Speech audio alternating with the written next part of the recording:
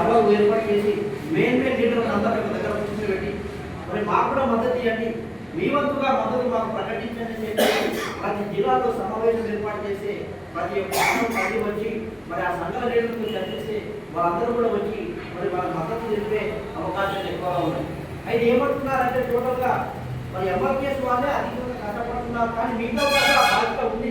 వర్గీకరణ అనేది మరి 50 బాలిక జాతి మొత్తానికి అవసరం ఉన్నది, కానీ టోటల్గా మరి ఆచరణ చూసే ఎంఆర్పిఎస్ వాళ్ళే మాత్రమే అత్యధికంగా మరి బాధను పోతున్నట్టుగా కనిపిస్తుంది.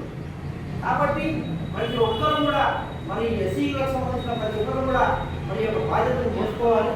ముఖ్యంగా మరి ప్రతి గ్రామంలోని ఇప్పుడు మేము కమిటీలకు మేము కూడా మద్దతు తెలుపుతున్నాం కాబట్టి ప్రతి గ్రామంలో మరి ఆర్థికంగా ఉన్నటువంటి మంచి మంచి లీడర్లు కానీ రాజకీయ నాయకులు కానీ మరి ఆర్థికంగా సపోర్ట్ చేయడానికి